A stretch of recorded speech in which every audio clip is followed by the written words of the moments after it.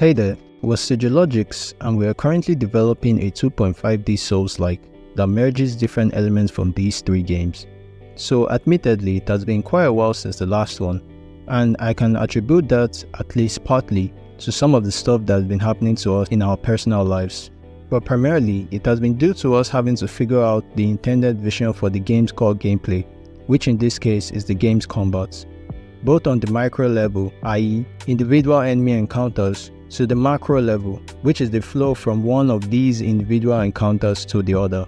And surprisingly, that took quite a while to figure out, especially on the development side of things. So in this one, I intend to show that process, alongside some of the missteps and red herrings that occurred along the way, and finally cap it up by showcasing some of the new features included into the game, as well as some of the features that have been fine-tuned or fixed to fit our intended vision. So with all that said and done, welcome to another Stasis Devlog. So about a few months ago, I was opportune to have a talk with an experienced developer, and during that talk I got to show him the prototype build of Stasis, and while he seemed quite impressed with it, one thing he did mention was about narrowing in on the game's identity, which at the time made sense, as aside from the combat, a lot of the ideas for the other aspects of the game, like its story, themes, atmosphere, and other core pillars, had not been set in stone yet. And on a further inspection, I realized that aside from parrying being the core focus of the combat system, and subsequently switching dead blows for critical attacks, there wasn't really much to the combat. So I decided to take some time off refactoring the game's codebase to sit down and brainstorm with the team as to what exactly we wanted for the combat system. Here's what we came up with. Intense fast-paced action with a roster of enemies that will be quite aggressive and mobile, akin to that of Bloodborne, with the aim of not leaving much breathing room for the player during combat. Aside from that, we decided to put quite a focus on range during encounters, with the player wielding twin daggers instead of the initial sword, hopefully leading to combat where range will play quite a role in it, and making the decision of choosing to stand your ground by parrying or getting some space by dashing hold more weight. This particular fighting or combat style was inspired by the action sequences from the show Vinland Saga, particularly those featuring the main character Thorfinn, which to me has always been the highlight of the show. And finally, while I wouldn't necessarily say the game is going to become a boss rush, because we don't think it properly encapsulates what we're going for here, the game will be putting quite an emphasis on boss fights, as while we're aiming for about a 6 to 8 hour experience with the full game, we intend to feature a substantial amount of bosses spread across the game world. So with this leads to 3 different enemy classes. Mainline bosses, which are bosses that are mandatory to defeat in order to progress the game, as they guard the entrance to the other parts of the world. Mini bosses, which are boss characters that the players will find scattered around the game world, with the only difference being that they are not wholly mandatory for progression, but they might hold special items, lore bits, or other fun stuff. And finally, further enemies, basically used around the game world to keep the enemy warm combat-wise, but aren't meant to be pushovers, with varying types and forms. And with that all noted, I decided to get back to Unity and make some prototypes to reflect our newfound direction for the combat. And as you probably guessed from the intro I gave, this was where I kinda struggled a bit.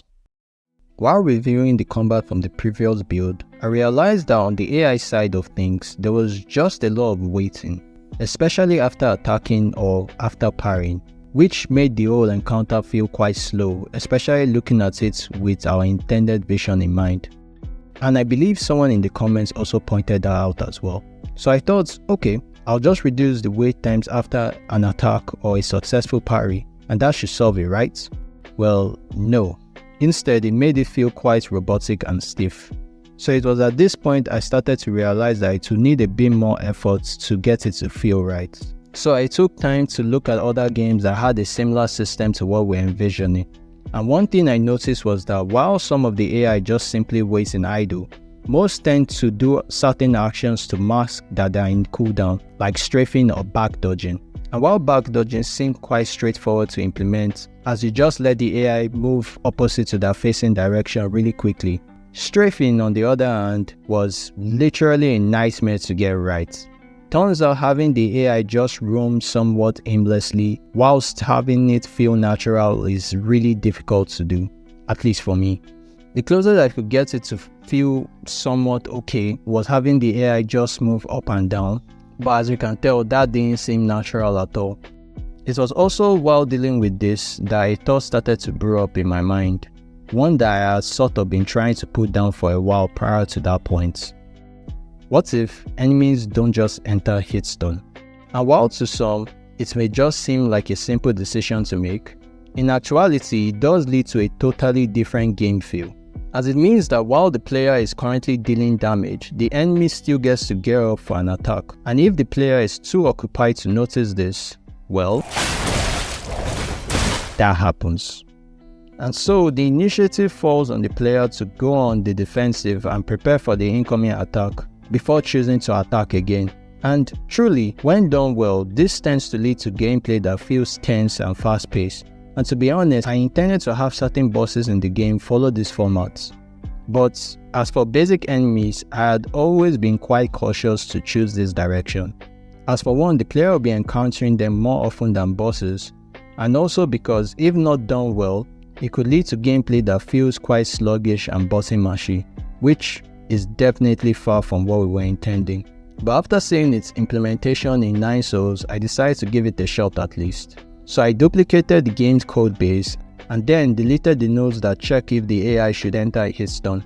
Then, as I feared, it felt and was overly punitive.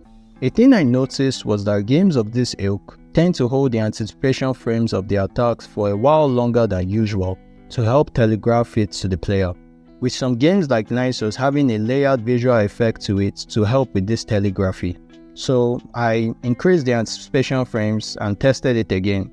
And this time, while it did feel quite weird, it also felt quite fun. So I kept on tuning it till I got to a point that I felt okay with. But being honest, I wasn't really sure of that feeling, possibly due to the time sunk into fine-tuning it. So I made a build and gave it to the playtesters on our Discord to hear their feedback on it. And, well, getting that feedback just served to match my suspicion. I feel this particular playtester's comment really hit the nail home for me when he said, "So, I think the controls are responsive, but unlike before, I also think that this would end up with a lot of button mashing without any real strategy." Being honest, it wasn't really as if I didn't notice some of the aspects felt quite off. Like while testing, I would find myself opting to dash more than parry, mostly because not letting the AI enter hitstone and still get to gear up for their attack didn't really gel nicely with the parry system that existed before, which I really didn't want to change as well. So with that, I reached a roadblock once again. But in a lot of ways, I'm quite grateful I hit that brick wall, because it made me realize that there were a lot of rough edges to the combat system, be it bugs or exploits that I had left unattended to, that ended up making it feel quite messy and stiff, which further still influenced my view of the whole combat system. So instead of looking for a new alternative, I worked towards clearing them up instead. Firstly, I made the AI choose to parry much earlier, and after seeing it in practice, I totally agree with this particular comment. I also fixed this weird bug where the AI is close to the player on the x-axis but far apart on the z-axis, but still thinks it can get to attack the player, leading to this admittedly pretty funny moment. This occurs because the enemy targets the player's current position, and when it's a certain distance away, it chooses to attack, including if it might be perpendicular to the player on the z-axis. So I made it target a position before or after the player instead, which ended up solving the issue. I also took some time out to make a better attack selection system for the enemy. Instead of the AI just picking attacks at random, then rolling the dice to know if it should combo into another one, which of course was the initial system, I followed this intriguing tutorial by fellow game dev YouTuber Sebastian Graves, and essentially it makes its selection process involve weighted randomness, based off certain parameters like the minimum and maximum distance needed for that attack to be performed, how many times that particular attack can be performed in a row, how frequently it should even be performed, and so on. While this might be quite overkill for basic enemies, I can definitely see this play a huge role when developing boss fights in the future. Then I replaced the strafing with a simple step back, And I can say that not only did it make it easier to implement, I feel it also ended up flowing nicely with the intended pace for the combats. I also added attacks that can't be parried. While bosses would definitely be having attacks like this, I feel that only certain further enemy types will have this attack. But definitely having an attack like this is really good for keeping the player on their toes. And with all that done, I feel the combat system does feel a lot better and clearer, even though it came at the cost of not actually having a lot of real progress to show. And while this might be true, I remember randomly stumbling on a video by this particular developer as he shared his struggles with a particular aspect of development. And it made me realize that I really don't want to fake being an overly efficient developer that makes the right decisions at every turn, as one of the major reasons I decided to make devlogs like this was to not only share progress on the game, but the process to get to that point. And, well, sometimes that involved me showcasing me doubting myself and going around in circles for a month. That said, I definitely intend to showcase some actual progress in the next devlog, so I hope you stick around to see it whenever it's ready. Okay, as usual, we'll be highlighting an indie game that we feel will be intriguing to check out. And for this video, it will be a game called Little Scavenger. It's an action roguelike where you play as a little robot battling against others that are corrupted. One thing I really love about this game is its aesthetics, as it has this retro vibe to it that when merged with its environment art really looks cool. The gameplay is also fun as well, especially when finding new items and gear, mid-run upgrades and abilities that synergize well with each other. It has a demo available on Steam and itch.io, so if you find it interesting, I would definitely recommend giving it a try.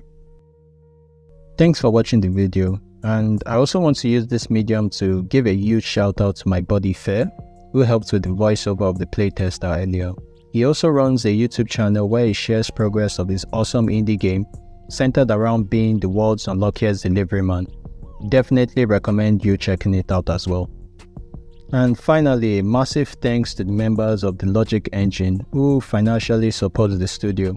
If you want to help support the studio as well, consider joining the channel's membership, just like these wonderful people by you. Thanks for your generosity, and I'll see you guys in the next one.